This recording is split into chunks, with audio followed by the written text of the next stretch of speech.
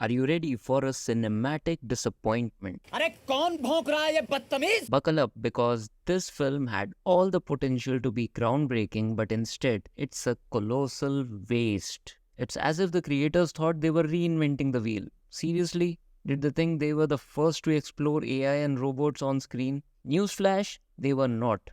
Talk about arrogance. They thought their idea alone would carry the film. I mean, wake up. It's 2024.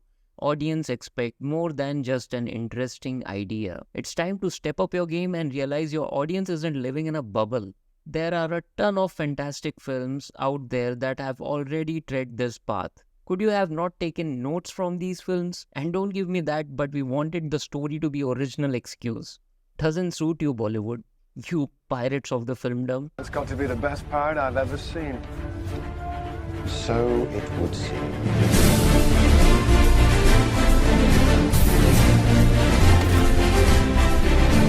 In this video, I will discuss two of these masterpieces that could have saved this snooze fest of a film from its own lack of originality. But before that, for heaven's sake, enough with the forced humor. Oh, joke. Who do you think you are? Marvel. Listen well, brother. I'm listening. And let's be real, even the MCU has been producing garbage post-Endgame. It's like they had a quota for jokes every 2 minutes but forgot to make them actually funny. I sat through the entire film without cracking a smile. It just reeks of insecurity, like they were afraid we'd get bored. Take that emotional scene at the end with Shahid Kapoor's character Aryan and his aunt, played by Dimple Kapadia. Just when it was getting good, they threw in this pointless interruption from Aryan's friend that was supposed to be funny. Well, guess what? It fell flat. It's as if the writers panicked thinking, oh no, let's throw in a joke to keep them awake. Listen, it wasn't the lack of jokes that was boring us. The thing is that their humor is so bad.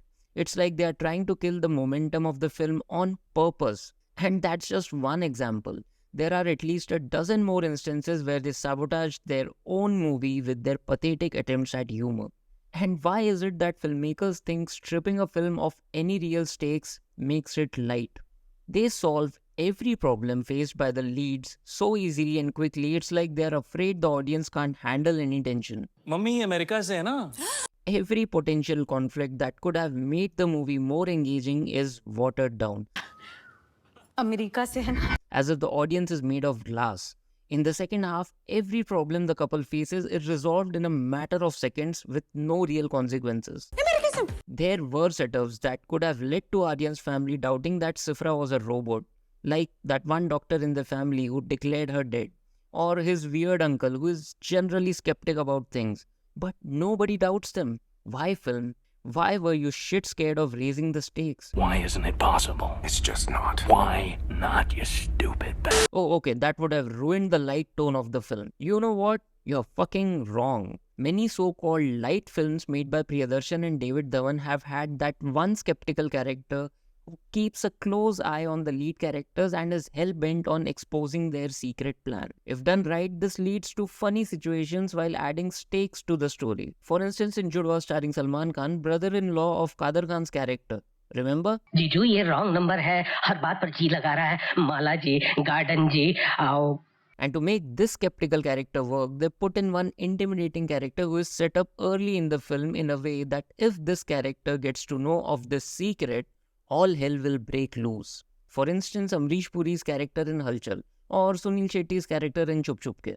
Imagine if they had developed Dharamji's character as an intimidating patriarch who despises modern technology, AI, and the rapidly changing world. He also disapproves his grandson's involvement in the field of AI and robotics. Now picture his reaction upon discovering that his grandson intends to marry an AI robot. Just by altering two characters within Aryan's family, the stakes would escalate and the consequences would carry weight. This shift could also have added depth to the family dynamics, making them more compelling. However, in the film, every character reacts uniformly to every situation, resulting in a lack of individuality. When Sifra's true identity as a robot is revealed in the end, the film didn't even show the family's reaction. You know why? Because their reaction didn't matter. Because they didn't matter. They were mere placeholders serving only to fill the runtime of the film. Now, this leads me to ponder that what could have salvaged this film? It was supposed to be a sci-fi rom-com, correct? Well, I have already addressed the com aspect of this rom-com. So perhaps a compelling romance could have redeemed it. Well, that's even worse. Why did Aryan fall in love with Sifra in the first place? It took him just a day and a nightstand to develop feelings for this robot. And this robotic engineer, despite knowing she was a robot, decides to marry her. Seriously, film? You expect me to buy into this? Yeah, right. Screw you. Now let's delve into something intriguing. A great film that could have served as inspiration. Her, starring Joaquin Phoenix. But don't worry, later we'll touch on another film that will truly shake up the story.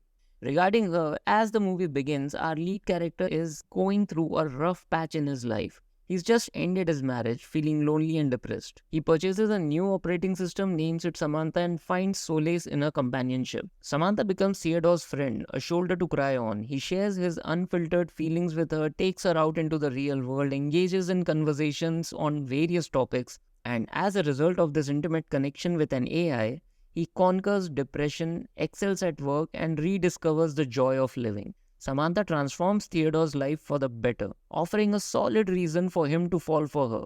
Now, let's contrast this with Aryan in our film. No divorce, breakup, bad relationships, baggage, ghost from the past, depression, loneliness, or desperation. Nothing. I mean, why on earth would you fall for a robot if you haven't even given real people a chance? And for some inexplicable reason, they decided to introduce a flawed housemaid who can't make a perfect black coffee as a reference point. Why? It simply doesn't make sense. Oh, but Yudi, you see, maybe he has a past. Fine, then show it to me. Why should I be left to assume his past? But Yudi, you see, they wanted to create a light-hearted film. Yeah, right. So now you cannot depict a breakup, divorce, or a bad relationship in a light-hearted film. Love Ranjan has built his entire career on such themes. Now let's delve deeper into the story, drawing inspiration from the 2001 film AI, which was Stanley Kubrick's concept. However, after his passing in 1999, his close friend Steven Spielberg took on the project. Interestingly, this film sparked my creativity during my college days, leading me to create a short film titled Artificially Proud Intelligence. What? Yeah, that was the name. It's kinda shit, but somehow it won at all the local college film festivals that year. I'll put that film at the end of this video. Returning to AI, it revolves around David, a child robot programmed to love his parents unconditionally. Once his feelings for his human parents are activated, they cannot be reversed. Poor David knows nothing but love for his parents. However, what if his parents abandoned him? I won't spoil it for you, but this movie is incredibly powerful. If you haven't watched it yet, I highly recommend it. This idea could have been incorporated into this film. Aryan, an engineer, could have programmed Sifra to love only him indefinitely. They even had an opportunity to explore this when Aryan's cousin attempted to flirt with Sifra, causing her to almost reciprocate. This could have added layers of complexity to their relationship. Just imagine the internal and external conflicts Aryan would have faced during the climax because of this decision. But of course, the filmmakers know better. Go on, make a light-hearted rom-com with no stakes, no consequences, no rom and no com in it. Use sci-fi as a gimmick. In the age of cheap internet and OTT, assume that your audiences are dumb fucks and have seen nothing. And then don't make a sci-fi film for the next decade or so, because remember, Teri Baaton mein Aisa Uljha Jiya bombed at the box office in 2024. Indian audiences are not ready for such high-concept films. So convenient, right? Put the blame on the audience, like Siddharth Anand did for Fighter. There is a huge percentage of our country, I would say 90%, who've not flown in planes, who've not been to an airport. So how do you expect them to know what's happening in the air? What? If you haven't, do check out Fighter Rant to find out why it failed. And here's the shitty short film inspired by AI, made at the time when camera phones and cringe content weren't a thing.